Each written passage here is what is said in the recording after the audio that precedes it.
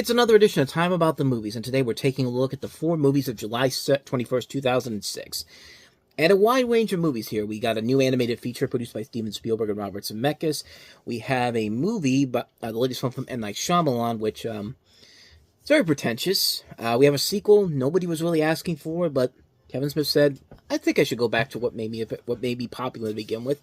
And we'll also take a look at probably one of Ivan Reitman's more underrated movies, in my opinion. But before we get to those movies, of course, let's talk about the biggest new release of the weekend, and that is the Steven Spielberg, Robert Zemeckis produced Monster House. First. No detectable movement. What are you weirdos up to? There's something going on at that house. Get ready We're gonna have to go inside. Say what? for the most incredible, thrilling, mind-blowing, No more Mountain Dew. heart-stopping, and hilarious adventure of the summer.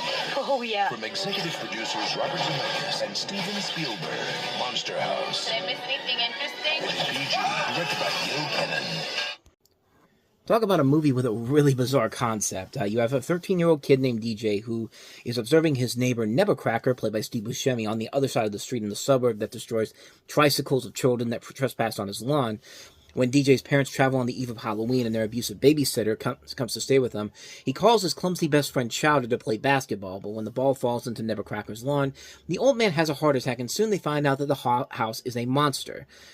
Later, the boys rescue the smart Jenny from the house, and the trio unsuccessfully tries to convince the babysitter, her boyfriend Bones, and 2 police officers that the haunted house is a monster, and nobody believes them. The teenagers ask their video game-addicted acquaintance Skull how to destroy the house, and they discover its secret on the Halloween night.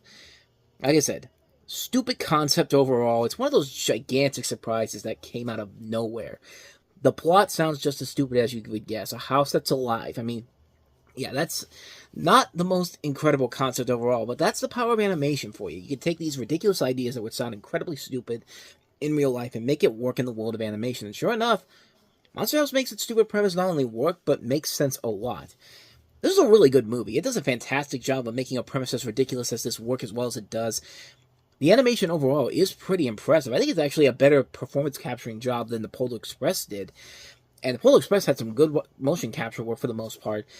A lot of the voice actors in here are really good. The kid actors are very good. The all-star supporting cast is really good here. I mean, you got people like Maggie Gyllenhaal, Kevin James, Nick Cannon, Fred Willard, Kathleen Turner, Catherine O'Hara. Just a really, really good cast all around here. Jason Lee, John Heder. The script is really good. It's co-written by of course, Dan Harmon, who gave us Community and Rick and Morty, and Rob Schaub, and they do a great job of creating this well-written story that doesn't fall into the cliches of movies like this, and they even do manage to make this house come off as very threatening. I mean, no joke, the house looks legitimately terrifying in this movie. I'm really surprised they got away with a PG rating because, man, the stuff they do in this movie is incredible. And you can say that this is kind of a precursor to what Leica Animation would do with Coraline a couple years later.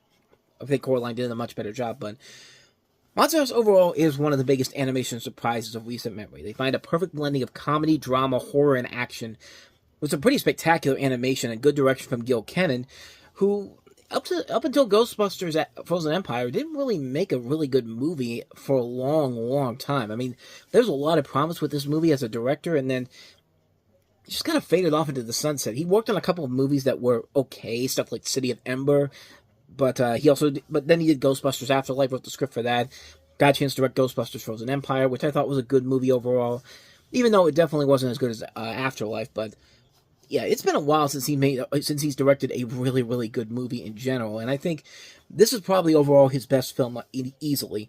I know if you didn't get to see it this past Halloween, definitely give it a chance another Halloween, because it's definitely worth it in the long run. A really good movie, can't recommend it enough. So, with that said, let's go ahead and move on to the next movie we have here, and that is M. Night Shyamalan's Lady in the Water.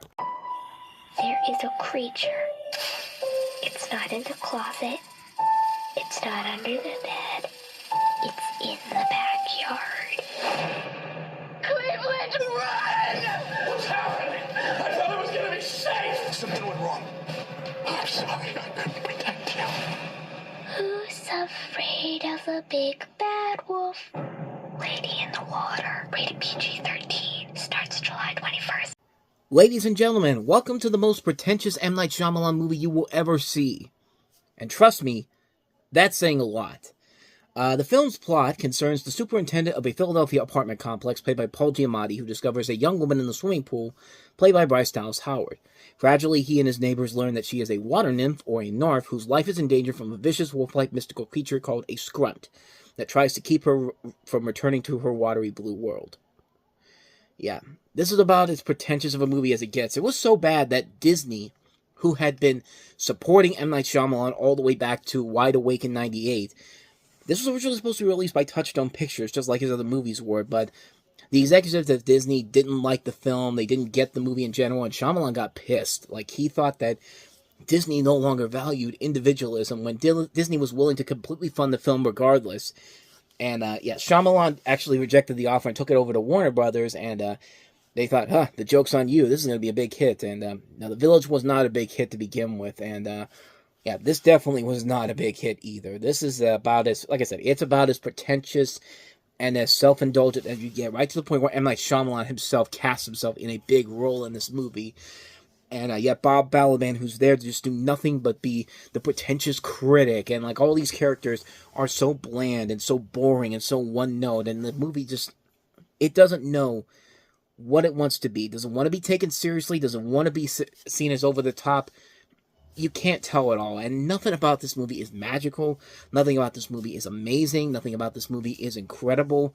There's nothing about this movie that works at all. It's a bleak movie that is so bland, so boring, so much of a waste of your goddamn time. There's nothing of value to it whatsoever, and there's a good cast involved in this movie. You got Jeffrey Wright also in here, Freddie Rodriguez, Jared Harris, a lot of very good talent involved in this movie, but unfortunately, they ain't given anything to do. Like, this movie is so stupid. It's so ridiculous. Like, it has no idea what kind of a movie it wants to be. And quite frankly, it doesn't really care at all. And people were not that stupid this time around. People saw the bullshit and they didn't go see it. It was a big failure at the box office. It made back its budget, but didn't make much afterwards. I mean, it was a film that quickly came and went. And you would think that M. Night Shyamalan would have realized, these last two movies I made have not been successful movies. Maybe I should take a step back and realize that maybe, just maybe, my craft is about to go out the window. But no, not M. Night Shyamalan. No. We still got at least 7 more years of this garbage before he eventually returns to form with The Vision in 2015. Actually, 9 years if you want to be more specific. But yeah, fuck this movie, man. This is a terrible movie. Avoid this one like the plague. So, yeah, with all that said, on to the next movie here. Let's get back to some good stuff again. Here's Kevin Smith with a sequel to the movie that started it all for him. This is Clerks II.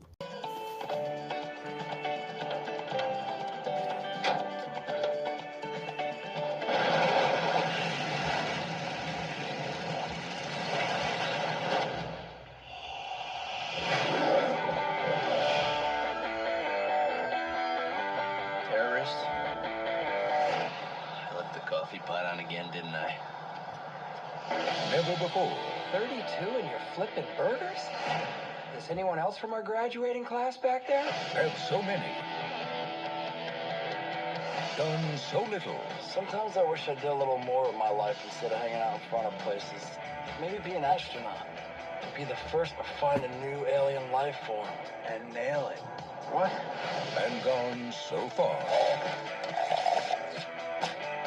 Those taste like flies, don't they? Ew. No subject is too sacred. Those Hobbit movies were boring as hell. Say what you will about Jesus, but leave the rings out of this. No insult is too personal. You can't get a chick, you mook. You're too weird and sad. I turn down chicks left and right. Your chicks are your left and right. No dream is too big. We are gonna peep something we've been talking about since we saw Bachelor Party and we were 12. I'm disgusted and repulsed, and I can't look away. Clerks II. One ring to rule them all. One ring to find them. Oh, jeez. A sequel that really did not need to exist, but here it is, Clerks II. Calamity at Dante and Randall's Quick Stop and the video store sends them looking for new horizons, but they ultimately settle on Mooby's, a fictional fast food restaurant. Fresh from his dead-end job and logged into a new one, Dante begins to break free of his rep, planning to move away with his clingy fiancée, played by Kevin Smith's wife. He's ready to leave the horrors of minimum wage New Jersey behind, but Randall, always the hostile of the two, starts to become overwhelmed by his own rancor. And Jay and Silent Bob are back, of course. You have Rosario Dawson, who plays a third wheel into the storyline. And, of course, you see Jason Lee in there, who I swear when I saw that trailer, I thought he was going to be Earl Hickey, because it really looks like they didn't even... He was on the set of My Name is Earl, and Kevin Smith came up to him and said, Hey, Jason, listen, I'm working on a movie right now. Can you just come on here and for a little bit of a cameo? And Jason Lee's just like, well, what about do I need to put on any new makeup or something? It's like, no, it's fine. Nobody will notice the difference. But no, he's playing a completely different character in this movie, even though he looks literally like Earl Hickey from My Name is Earl. As you can also tell, the movie is not shot in black and white, it's shot in color, and, it was a hit when it came out. I mean, I guess the demand was there for another movie, but then again, most of Kevin Smith's movies aren't really big financial hits in general, but they are movies that do have a soft spot with most people, myself included. I mean, I like a lot of Kevin Smith movies. I mean, really, the worst one he had done up to this point was Mallrats, and even then, that wasn't a bad movie. It was just definitely just a retread of Clerks all over again, and this is sort of a retread of Clerks in general, but... Actually, no, I take that back. Jay and Silent Bob Strike Back might be a little bit worse, but even then, that had some moments that were funny in there. But Clerks, this is definitely literally Clerks in this first movie again, except this time it takes place at a fast food restaurant instead of a convenience store. And it's a lot of the same things in this movie, except maybe a little bit more in-depth storylines, like, you know, you find out that Dante gets Rosario Dawson's character pregnant when he's about to get married to this other woman, and you know Randall's trying to bring back the word porch monkey, and he's just like, hey, hey, I'm gonna bring it back, and he's literally at the point where he's wearing a shirt with it says porch monkey on the back of it, and of course, Jay and Silent Bob are still in front of it. I know I cut that scene from the trailer where Jay starts dancing to Buffalo Bill, which actually does lead to a funny reveal in the movie itself, but I don't know. I thought the movie was pretty good. I thought the movie actually did a good job of at least continuing the storyline and having a reason to exist. Like, it's not like these other comedy sequels that were clearly just made because, you know, the first movie was such a big hit that we have to just go ahead and do another movie because the demand is there for a sequel. And no, Kevin Smith actually had a good idea of what he wanted to do with this movie in general. Is it as good as the original? No. Is it a bad movie? No. It's a really fun, enjoyable movie. And if you like a lot of what Kevin Smith brings to the table, you can definitely find a lot of value in this movie in general. I found a lot of enjoyment here. I thought all the characters were a ton of fun. I thought there was a lot of really good funny jokes in this movie. I mean, it's a really good movie. It's a fun film overall. Definitely not the first movie in general, but when you really look at it, all the Clerks movies are actually really good. Like, I really like Clerks 3. I think that's the second best one after the first movie because it actually expanded on the story. Wasn't afraid to go too dramatic, too, and actually work out to the film's advantage. And I thought it was very well done. I thought it was a really good movie, but we've got a long way to go before we get to that movie in general. But as far as Clerks 2 goes, I like it. I think it's a ton of fun. It's definitely not the first movie, but it's certainly one of the better comedy sequels I've seen, no question about it. So with all that said, let us go ahead and move on to our last film we have here, and that is probably the most underrated movie that came out this week, and that is My Super Ex-Girlfriend, starring Luke Wilson and Uma Thurman.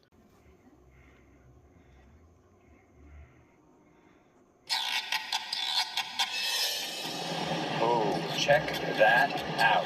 Uptight librarian on the outside, ready to rumble on the inside. Not my type, but you should go for it.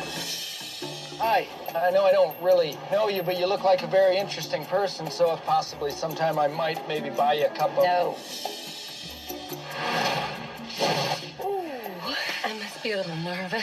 That's okay. I got a closet full of them. Let me handle this one. Let's take care of these. Okay.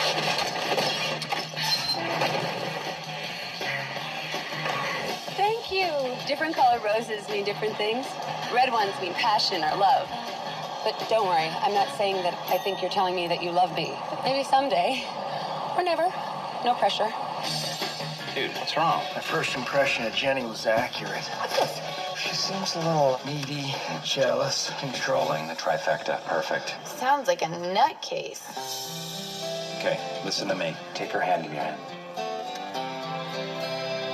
You say, sweetheart, I think we just need to take a little time off from the relationship to re-examine where this is going. Are you breaking up with me? No!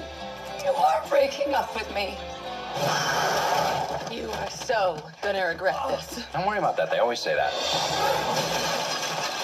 Oh, no. This summer, If you thought breaking up was hard, You rat! I got your back! try breaking up with a superhero. Don't let go. Where's my car? You are headed for some serious trouble. Yeah. I hear you, homegirl. I got it. What did you just call me? Uma Thurman. What do you call 911? That was close. Luke Wilson. Ah!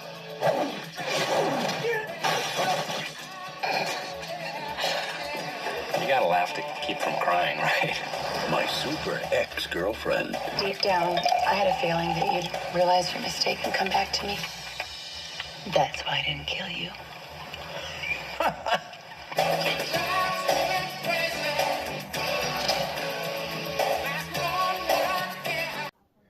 So like I said before, Ivan Reitman's made a lot of really great comedies: Ghostbusters, Stripes, Twins, Kindergarten Cop, and Dave. Then he kind of began that downward spiral with stuff like Junior, then Father's Day, and then Evolution. And then you get this movie where I thought the old Ivan Reitman came back, and I thought it worked a lot better than people made it out to be. In the film, you have a new city of New York, a shy and lonely project manager of a design firm played by Luke Wilson meets Jenny Johnson in the subway. He invites her to a date and has dinner with him, and Jenny immediately falls in love with him. They have sex, and she discovers his true identity. She discloses her true identity to him, that she is the powerful superhero G-Girl.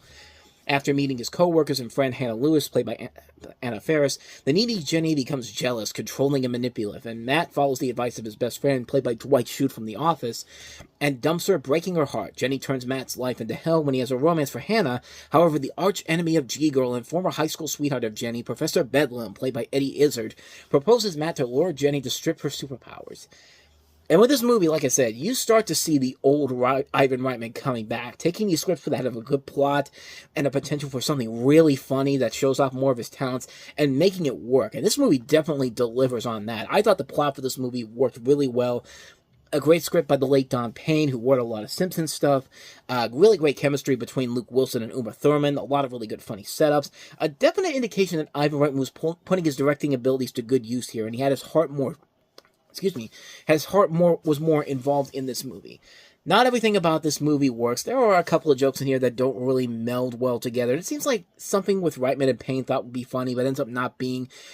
That shark scene in the trailer in particular, where Jenny throws the shark at Matt in the room, should have been hilarious, but it just doesn't work. You see it in the trailer, and I think it's that sound effect that just ruins it. A scene that should be funny on the same level of Sam Jackson getting eaten by the shark at Deep Blue Sea. I mean, here, it just comes off as really odd and lackluster. And there's a lot of jokes in here that don't work. Like the whole thing, like that scene, another scene in the trailer with Wanda Sykes in there, and Luke Wilson's just like, I hear you, homegirl. And like, yeah, typical joke there, but they are very few and far between. The overall film that is My Super Ex-Girlfriend is actually really funny and really enjoyable. I had a good time with it. It was actually the first decent Ivan Reitman movie I'd seen in about 12 years. And, he would go back to form a little bit here with stuff like No Strings Attached, Draft Day, and then just recently he was involved with Ghostbusters Afterlife. And it's good to see Reitman getting back on his roots in his last few years in this planet before he passed away in 2022. But this is definitely a really good movie that I think a lot of people should definitely give another look at. It's a really fun film. I had a good time with it. I really enjoyed it a lot, so My Super Ex-Girlfriend. Definitely check it out.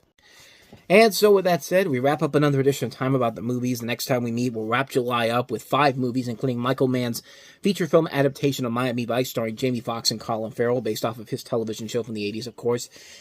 John Tucker Must Die, starring the gardener from Desperate Housewives, as well as Brittany Snow, Ashanti, Sophie Bush. We also have the animated feature, The Ant Boy, from the director Jimmy Neutron. We also have Scoop, the latest Woody Allen film with Scarlett Johansson and Hugh Jackman. And Little Miss Sunshine, starring Greg Kinnear, Abigail Breslin, Toni Collette, Alan Arkin, and Steve Carell. So we'll take a look at those movies, 5 movies in particular to look at on the next episode. But until then, thank you so much for watching. And if you want to see more videos like this, please hit the place on the next page, check out the previous episode, and also don't forget to hit the like, subscribe, and notification button because we post videos here every day. Now, with all that said, I am off. I will see you guys next time. And until then, as always, take care.